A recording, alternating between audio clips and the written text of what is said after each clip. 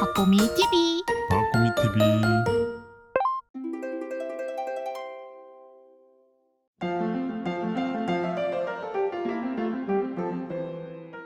안녕하세요, 박보미입니다. 지금은 채권 투자하기에 좋은 시기라는 것에 아마 많은 분들이 동의를 하실 것 같습니다. 그래서 저도 채권 관련 영상을 참 많이 찍고 있기도 한데요. 오늘 우리의 채권 지식을 더 키워주시기 위해서 코세프에서 또 나와주셨습니다. 반갑습니다. 네, 반갑습니다. 안녕하세요, 구독자 여러분. 또 인사드리게 됐습니다. 키움 투자자산운용의 김재용 책임입니다. 오늘 소개해 주실 내용은 바로 국고채 10년물 ETF입니다. 대표적인 장기 채권인데요. 지금 여기에 관심을 가지시는 분들이 정말 체감될 만큼 많기는 한 것 같습니다. 또 제가 얼마 전에 채권 ETF를 공부하고 관련 영상을 올린 적이 있는데요. 거기서 이 국고채 10년물 ETF는 코세프 것이 제일 크더라고요. 네, 맞습니다. 예전에 1편 영상에서 저희 키움 자산운용은 전통적인 채권 명가라고 소개를 드렸었는데요. 저희 채권 명가 키움 투자자산운용에 자존심을 걸고 오늘 채권에 대한 알찬 설명 잘 전달드리겠습니다. 그럼 먼저 가장 쉬운 질문부터 해보겠습니다. 채권이란 무엇인가요? 네, 채권은 돈을 빌리는 사람이 돈을 빌려주는 사람에게 써주는 일종의 차용증인데요. 얼마가 필요한데 어느 시점까지 이자 내면서 돈을 빌려서 쓰다가 그 어느 시점이 되면 갚을게 라는 약속이 적혀 있는 채무 증서라고 보시면 되는데요. 그래서 채권은 주식과 다르게 돌려받는 돈, 그러니까 상환 금액이라는 개념이 있고요. 투자금을 돌려받을 수 있는 기한을 뜻하는 만기라는 개념도 있습니다. 만기에 따라서 단기채, 중기채, 장기채로 구분이 되고요. 통상 잔존 만기가 5년 이상이면 장기채로 분류합니다. 발행 주체에 따라서는 국채, 지방채, 특수채, 금융채, 회사채 등으로 나뉘는데요. 예를 들어 국고채 10년이라면 국가, 그러니까 기획재정부가 발행한 만기 10년짜리 채권인 것입니다. 요즘 많은 투자자분들이 관심을 가지시는 채권이 바로 이 장기 채권입니다. 채권 투자는 만기에 따라서 투자 전략이 많이 달라지는데요. 오늘은 그 중에 이 장기채에 국한해서 질문을 드려보겠습니다. 근데 왜 그 많은 채권 중에서요, 사람들이 유독 장기채에 관심을 가지는 거예요? 만기도 엄청 길고 금리도 별로 안 높던데요? 네, 그걸 이해하기 위해서는 듀레이션의 개념을 먼저 아셔야 하는데요. 채권의 듀레이션이라는 거는 채권에서 발생하는 현금 흐름의 가중평균 만기로 채권 투자에서 투자한 원금이 회수되는 데까지 걸리는 기간을 의미한다고 이해하시면 되는데요. 쉽게 이해하실 수 있도록 말씀을 드리자면 듀레이션은 무게중심이다 라고 생각하시면 될 것 같습니다. 이해를 돕기 위해서 그림으로 좀 설명을 드리겠습니다. 예를 들어 5년 만기 채권에 투자했다고 가정을 해보겠습니다. 매년 2표, 즉 이자를 5번 주고 만기의 원금을 주는 거죠. 작은 공을 2표라고 보고요. 큰 공을 만기 상환 금액이라고 했을 때 이를 시간의 흐름에 맞게 놀이터의 시소와 같은 길다란 판자 위에 올려놓았다고 상상을 해보겠습니다. 무게중심이 뒤쪽으로 위치한다는 것을 감각적으로 아실 수가 있는데요. 바로 그 지점이 해당 채권의 듀레이션이 되겠구나 라고 생각하시면 편하겠습니다. 그럼 예를 들어 10년 만기라고 가정을 해볼게요. 그럼 무게중심, 듀레이션도 더 멀리 위치하게 될 겁니다. 그럼 작은 공, 그러니까 2표가 커지거나 작아지게 되면 무게중심도 당연히 움직이게 되겠죠. 2표가 커진다면 상대적으로 무게중심은 왼쪽으로 이동을 하게 될 거고요. 반대로 2표가 작아진다면 상대적으로 무게중심은 오른쪽으로 이동을 하게 될 겁니다. 만기가 길거나 2표가 작으면 듀레이션도 길어지는 거고요. 만기가 짧거나 2표가 크다면 듀레이션이 짧아지는 거죠. 이렇게 듀레이션에 대한 개념을 그림을 통해서 간단하게 설명을 드렸습니다. 이 듀레이션은 채권의 가중평균 잔존 만기를 나타낸과 동시에 금리에 대한 채권 가격의 민감도를 나타내는데요. 듀레이션이 길면 채권 가격의 민감도가 상승하고 듀레이션이 짧다면 채권 가격의 민감도는 감소합니다. 예를 들어 설명드려보겠습니다. 철수와 영희가 각각 3년 만기, 10년 만기의 채권을 샀습니다. 이자는 동일하게 3%라고 가정을 해볼게요. 우선 금리가 오르는 상황을 가정해보겠습니다. 철수랑 영희가 채권을 샀어요.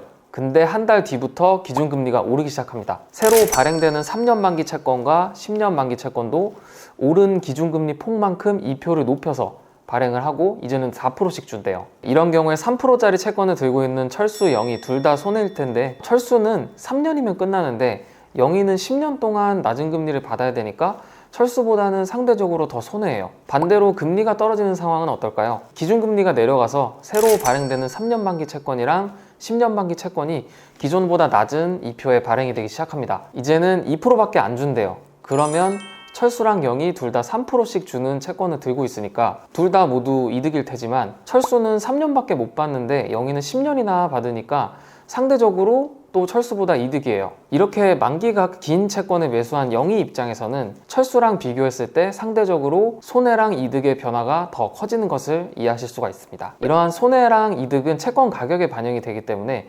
듀레이션이 길면, 즉 가중평균 만기가 길어지면 그만큼 채권 가격도 변화하는 폭이 커지게 된다고 이해하시면 되겠습니다. 그럼 현재 금리가 높고 앞으로 금리가 하락할 가능성이 높다고 예상을 하신다면 아무래도 듀레이션이 긴 장기 채권에 투자하시는 것이 더 높은 채권 가격의 상승을 기대할 수 있는 것이고 이 때문에 많은 투자자분들께서 장기채에 최근 많은 관심을 가지고 계십니다.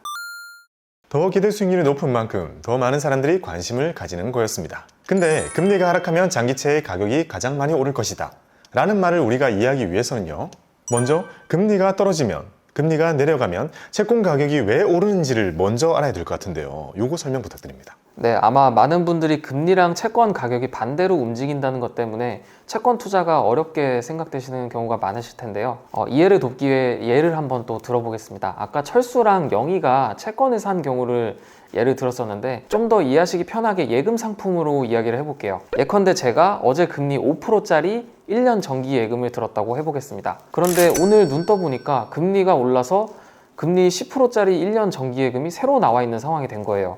만일 제가 어제 든 정기예금 자체를 다른 사람한테 팔 수가 있다면 저는 5%짜리 정기예금을 팔고 10%짜리로 다시 가입을 할 겁니다. 이때 시중에 금리 10%짜리 상품도 있는 상황에서 5%짜리 정기예금을 내가 가입한 가격 그대로 팔려고 하면 당연히 안 팔리겠죠?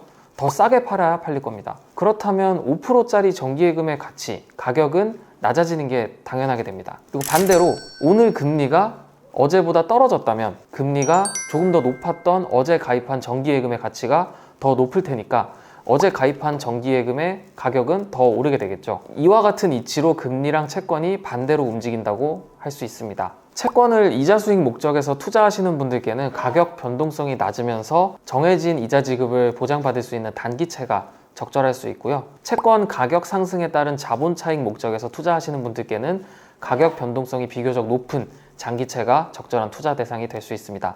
그리고 올해는 금리가 인하될 것이라는 컨센서스가 지배적인 만큼 올해는 가격 상승을 노리고 투자를 해볼 만하다고 생각을 합니다. 채권 투자자라면 이제 기억하셔야 되는데요. 금리랑 채권 가격은 반대로 움직입니다. 금리가 오르면 채권 가격은 떨어지고 금리가 내려가면 채권 가격은 오른다는 의미입니다. 금리가 내려가면 장기 채권의 가격이 가장 많이 오른다. 이렇게 채권 가격과 금리의 관계에 대해서 말씀을 해주셨는데요. 그럼 이제 궁금한 것이 딱 하나만 남는 것 같습니다. 금리 인하. 이거 언제 될까요? 되긴 하는 거겠죠? 네, 얼마 전 3월 FOMC에서 미 연준은 금리를 동결했는데요. 미국의 견고한 성장세에 따른 물가 상승 압력에도 불구하고 시장 예상대로 올해 3회 금리 인하를 유지하기로 했습니다. 이렇게 미국은 올해 3회가량 금리를 인하하기로 했는데 한국은행도 올해 하반기쯤에는 금리를 인하할 가능성이 있다고 시장은 전망을 하고 있습니다. 미국의 금리 인하 시점은 아마 6월 정도가 될 가능성이 높은 상황이고요. 한국의 경우에는 미국보다 앞서서 선제적으로 금리를 내린다기보다는 미국 금리 인하 이후에 국내 물가 부분이나 가계부채 상황을 좀 더 확인하고 금리를 인하할 가능성이 높아 보입니다. 아시다시피 최근 금리가 높아서 아무래도 국내 소비가 좀 위축되다 보니까 경기 부양이 좀 필요한 시점이긴 하거든요. 그런 점에서 한국은행도 연준 금리 인하 시점에 맞춰서 금리를 낮출 가능성이 높다고 시장은 전망을 하고 있습니다. 네, 그럼 여러 정황들로 비춰볼 때 금리 인하가 코앞으로 다가왔구나 라고 할 수 있겠군요. 오늘 가지고 와주신 상품은요, 국고채 10년짜리 채권이 들어있는 채권형 ETF인데요. 이게 제일 대표적인 장기채라고 할 수 있을까요? 네, 맞습니다. 10년 만기 국고채는 가장 대표적인 장기 채권입니다. 국고채는 만기 구간별로 2년, 3년, 5년, 10년, 20년, 30년, 50년의 만기가 존재를 하는데요. 장기채 중에는 10년물이 가장 대표적으로 통용이 되고 거래가 가장 활발하기 때문에 실세금리를 가장 잘 반영하는 채권입니다. 그리고 이걸 담고 있는 저희 코세프 국고채 10년 ETF는 국내에서 가장 오래되고 가장 규모가 큰 국고채 10년물 ETF입니다. 그럼 10년이면 기초지수는 어떤 게 들어있는 거예요? 네, 저희 코세프 국고채 10년 ETF는 키스 10년 KTB 인덱스를 추종하고 있는 패시브 ETF고요. 이 기초지수는 국고채 10년물 중에 가장 최근에 발행된 세 종목으로 구성이 되어 있습니다. 이 ETF의 잔존 만기는 약 8년으로 전체 채권시장 평균 듀레이션 2.5년에서 3년과 대비했을 때 매우 긴 편입니다. 이 종목 하나로 장기채 투자를 효율적으로 하실 수가 있고요. 또 선물이 아니라 현물을 담고 있는 ETF이기 때문에 분배금을 기대하실 수도 있고요. 퇴직연금 계좌로도 투자가 가능합니다. 또 선물, 롤오버 비용 같은 것들이 들지 않기 때문에 기초지수 성과를 효과적으로 추적할 수 있다는 장점이 있습니다. 또 보니까요. 국고채 ETF도 더 긴 30년짜리가 있던데요. 그거랑은 또 어떤 차이가 있는 거예요? 네, 국고채 10년물은 수급 등 다른 요인을 배제하고 금리랑 물가 전망, 경기 전망을 가장 민감하게 반영하는 채권입니다. 때문에 금리 하락에 따른 채권 가격 상승 기대라는 목표로 투자하시기에 가장 적합하다고 할 수 있는데요. 이론적으로 듀레이션이 길수록 채권 가격이 금리에 대해서 민감한 정도가 크지만 국고채 30년물 같은 경우에는 특수한 수급 환경이 있습니다. 국고채 30년물은 10년물만큼 발행과 유통이 활발하지 않고 수요도 장기 투자 기간인 보험사에 집중되어 있는 편인데요. 이 때문에 30년물 가격은 물가나 경기 전망보다도 특수한 수급 환경도 영향을 준다고 할 수 있겠습니다. 그리고 30년물은 이미 어느 정도 기준금리 인하 기대감을 가격이 과하게 반영하고 있는 부분도 있다고 할 수 있겠습니다. 그렇기 때문에 금리 하락에 따른 가격 상승을 기대하면서 하는 장기채 투자에는 10년물이 가장 적합하다고 말씀드릴 수 있겠고요. 그리고 정말 만에 하나 금리가 오르는 상황이 펼쳐진다고 한다면 국채 30년에 투자했을 경우 국채 10년에 비해 손실도 확대될 수가 있기 때문에 상대적으로 작은 변동성으로 투자하시기에는 국채 10년이 더 용이하다고 말씀드릴 수 있겠습니다.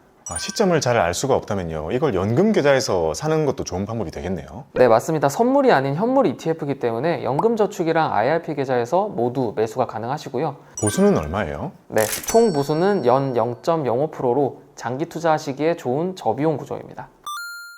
광고 영상임에도 영상을 끝까지 봐주신 우리 구독자분들을 위해서 통 크게 댓글 이벤트를 준비했습니다. 지금 이 영상에 바로 댓글로 응원 메시지를 남겨주시면 자동으로 이벤트에 참여가 됩니다. 누굴 응원해도 상관없습니다. 코스프를 응원하든 제 채널을 응원하든 여러분들 스스로를 응원하든 상관없습니다. 댓글을 남겨주신 분들 중에 30명을 랜덤으로 뽑아서 상품으로 메가박스 2인 관람권을 보내드리도록 하겠습니다. 또 큰 거 하나를 준비했습니다. 정성스러운 댓글을 남겨주신 딱 한 분을 따로 선정해서 네스프레소 시티즈 캡슐 커피 머신을 선물로 보내드리겠습니다. 딱 일주일 뒤 밤 9시에 커뮤니티를 통해서 당첨자를 공지해드리겠습니다. 받아가시는 분들 모두 우리 구독자분들이니까요. 많이 참여하시고 많이 받아가시기 바랍니다. 오늘 광고 영상을 통해 소개드린 ETF는 바로 코세프 국고채 10년 ETF였습니다. 여러분들의 채권 투자에 도움이 되셨으면 좋겠습니다. 성투를 기원합니다.